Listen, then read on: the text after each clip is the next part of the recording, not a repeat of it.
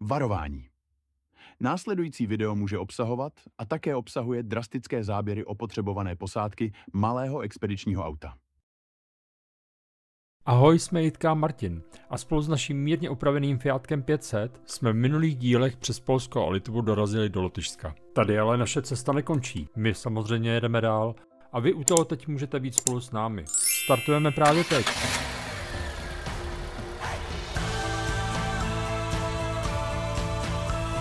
Mně se mi to hlava. Nemůžeš? No asi jo. Ty vole, my jsme tady 6 hodin. 6 hodin a furt ještě tady jsme, ty vole. V minulém díle jsme navštívili horu Křížů v Litvě a také začarovaný les v Lotyšsku. Právě se nacházíme asi 35 km od hlavního města Riga a jedeme na malé parkoviště, odkud budeme pokračovat už pěšky na dnešní velké dobrodružství. Když jsme doma plánovali tuhle cestu kolem Baltu, tak jsme zjistili, že je možné navštívit místní národní park Čemery trochu netradičně a projít si ho z Bokšus, tedy bahenní verzí zimních sněžnic. Firma, která toto dobrodružství tady nabízí, vypisuje termíny, kam se zájemci mohou hlásit. My jsme ale do Lotyšska dorazili v termínu, kdy nám zbývala jen možnost individuální procházky s průvodcem, která je sice o trošku dražší, ale o to intenzivnější. Nejdříve nás Kristaps, náš průvodce, seznámil se základními informacemi o Národním parku Čemery.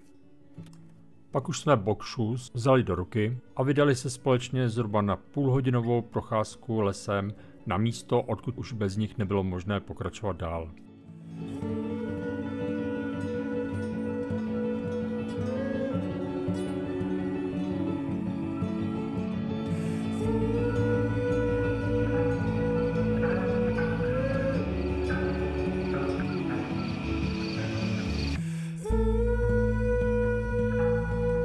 Tak tady jsou a jak jste si možná v minulém díle všimli, pojmenovali jsme je jako blatnice. A tak jim vlastně budeme říkat celý dnešní den. Nejdřív trocha teorie, jak v blatnicích chodit, že se v blatnicích necouvá a že má člověk pořádně zvedat nohy.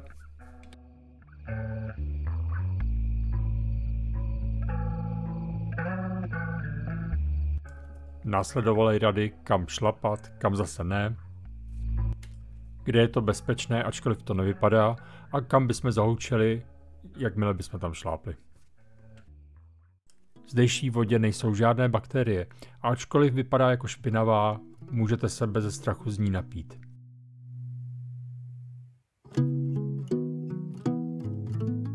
Právě se nacházíme v Národním parku Čemery v Lotyšsku.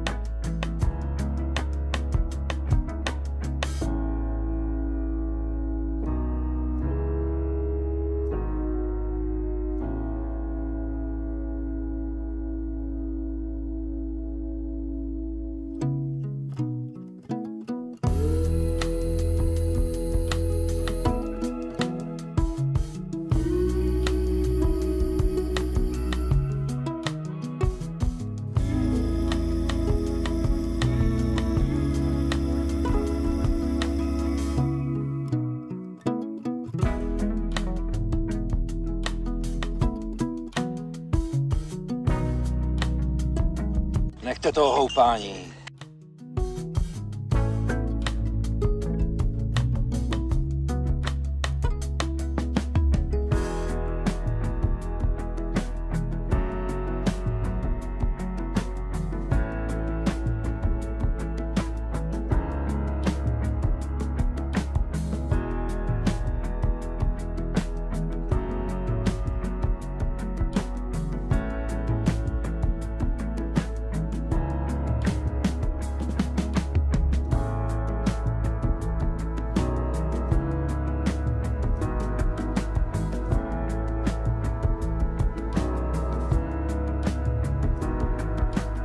Ale je to pecka, je to pecka. Je to pecka tady okolo.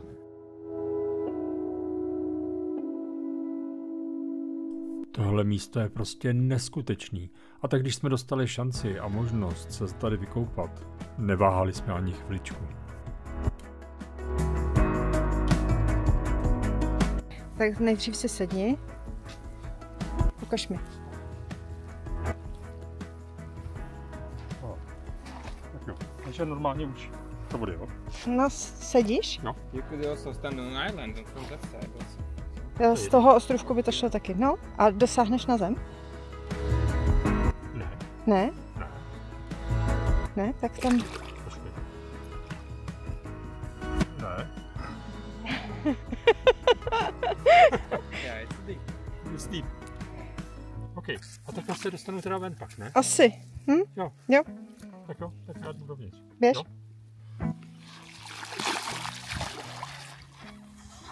To je super. Jo? Wow. 3, 2, 1, jump. Jeho styl skoku do vody je prostě nemožný.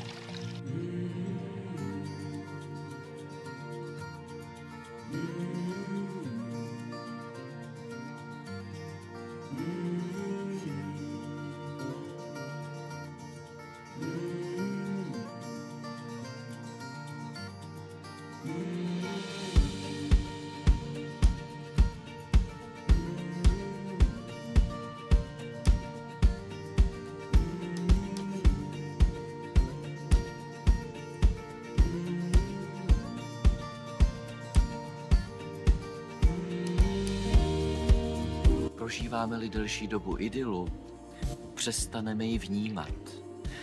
A osud by nám prokázal neocenitelnou službu, kdyby nás v takovou chvíli alespoň dočasně vyhodil na mráz. Ano, tak moc jsme si užívali tak úžasné místo, krásné počasí, zkrátka a dobře perfektní den, ale jen do pádu jitky. Touch? No, pain, no. Looks crazy. Já se chci namočit. Ty vole. No, za to ty nemůžeš. Nejsem zelená, já mám. Ne. Dobrý? Já se sundám ty brýle. No, it looks better, but yeah, it's like... Jo. I can't understand. To máš, podle mě to máš zelený, ty vole. Já jsem ta hlava. Nemůžeš? Asi jo. Opravdu nevím, jestli to byla náhoda, nebo jestli za to mohl začarovaný les a to, že jsme si z něj dělali legraci. Ale prostě stalo se. Bohužel. Jo, teď mě brní ta ruka. Mám jí fialovou. Možná ti to moc utáhnu, ale to radši, ať jí máš to takhle. Dobrý?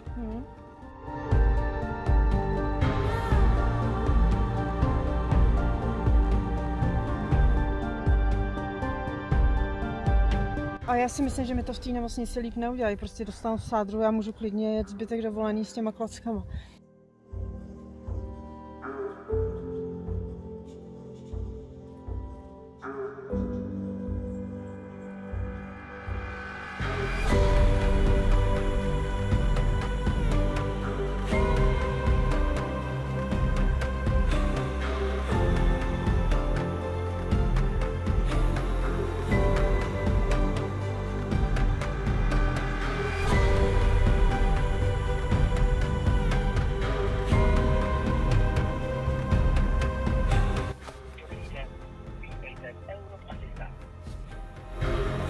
V zahraničí a potřebujete řešit novou asistenci? Právě jsme vám odeslali SMS zprávu s odkazem, přes který můžete nahlásit asistenci. Hovor bude nyní ukončen. Takže novinka, jsme v Rize. Jitku jsem právě odvedl do nemocnice. No a co bude dál? Musíme počkat. Vidíme, jestli budeme pokračovat dál, nebo jestli se vrátíme a pojedeme domů. Uvidíme. Ale všechno se děje z nějakého důvodu a co se má stát, se stane.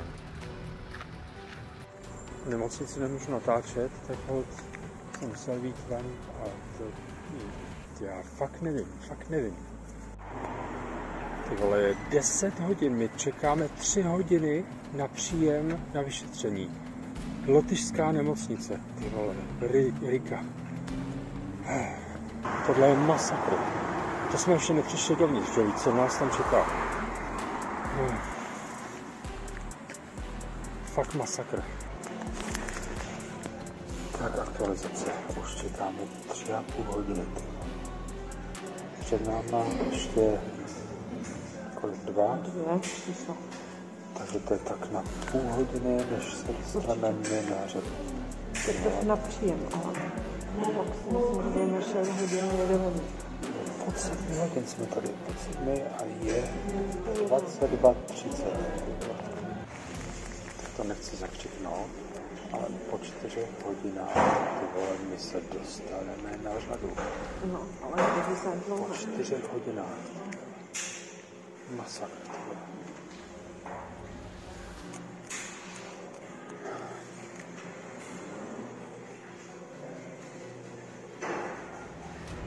Doufám teda.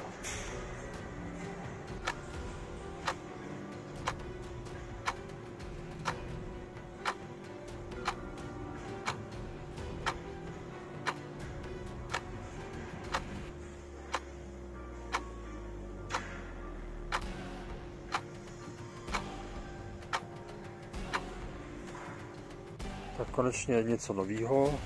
Jitka to má opravdu zlomený zápěstí. Teď dostala anestezii, budou jí to rovnat a pak znova na rentgen. No. Uvidíme. Ale asi jedem domů. Aktualizace. Je skoro 1 v noci. Ty vole, my jsme tady 6 hodin. 6 hodin a furt ještě tady jsme, ty vole. To není možný. Fakt ne, ty vole.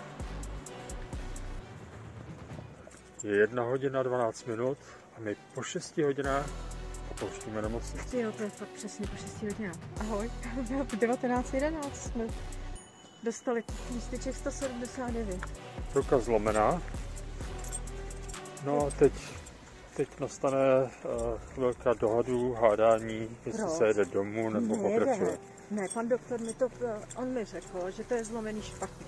A když se to nepovede narovnat, takže by to bylo třeba operovat.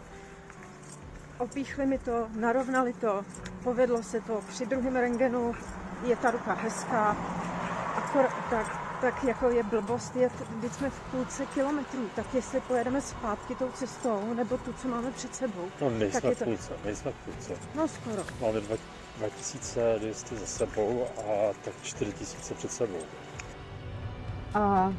Takže to se pokusí narovnat. Pak, že udělá druhý rentgen a když ten by nebyl dobrý, takže on mi říkal, máte pojištění, jako ještě víc než tu kartičku. Tak jsem říkal, jo, a můžeme vás operovat tady. No, to nechci. Cestou z nemocnice k autu jsme se museli rychle rozhodnout, co bude dál. A protože Jitka trvala stále na svém, tak jsme se demokraticky rozhodli, že jedeme dál. Napište nám do komentářů, jestli se vám na vašich cestách stalo něco podobného. Předem díky moc.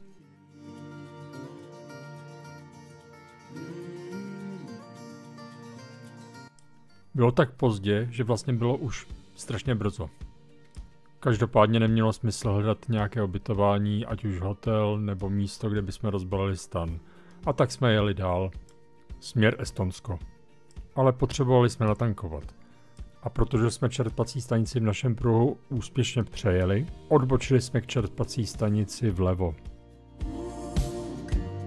Bohužel přes plnou čáru. Je to rebel!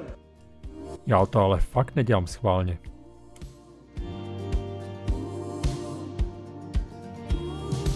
Zatímco auto jsme energii úspěšně doplnili, ta naše byla nenávratně pryč. Pokračovat dál byl risk, a tak jsme zajeli za benzínu a hodili si chrupku.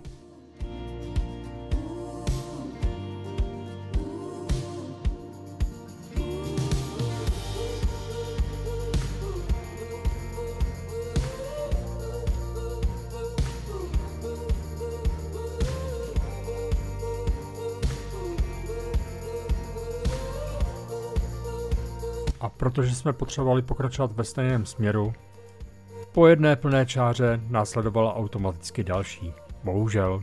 To už je do nebe volající!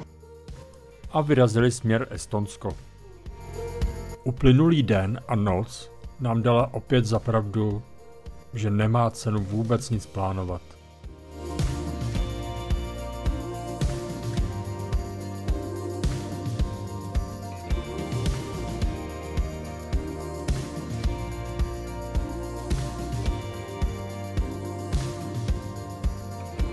Přes aplikaci Park4Night jsme našli pozemek, kde jsme mohli rozložit náš stan a hlavně si pořádně odpočinout a prospat se.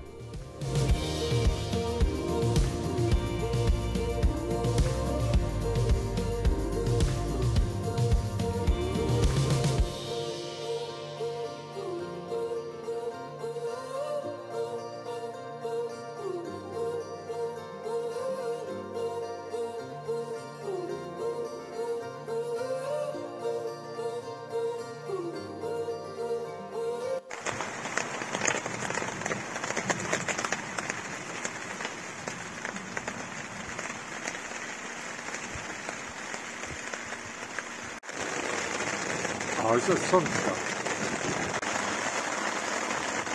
Snad tím okamžikem, co jsme překročili hranice, tak čije a čije.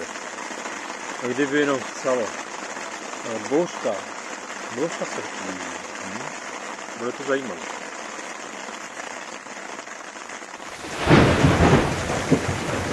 Ale slunce. Čije a čije. Dneska jsme dorazili do Estonska a od té doby chčije. Máme za to, že nám zatím vůbec nepršelo. Ale jako nám to nevadí. Dneska jsme si naordinovali klídek na lůžku. Jo, to rád. Takže tady ještě bylo 4 hodiny světlo, ale my už jsme připraveni to zaumet.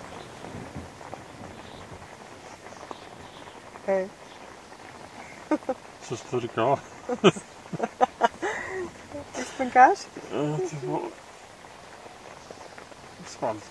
No, ještě si musíme jít vyčistit zubky, ale počkáme až to tam trošku poleví. Děkujeme moc, že jste dokoukali tohle video až sem. Opravdu si toho moc vážíme.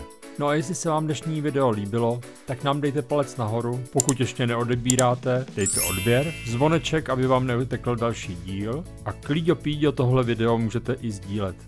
My se na vás budeme těšit opět za 2 týdny. Tak ahoj u dalšího dílu.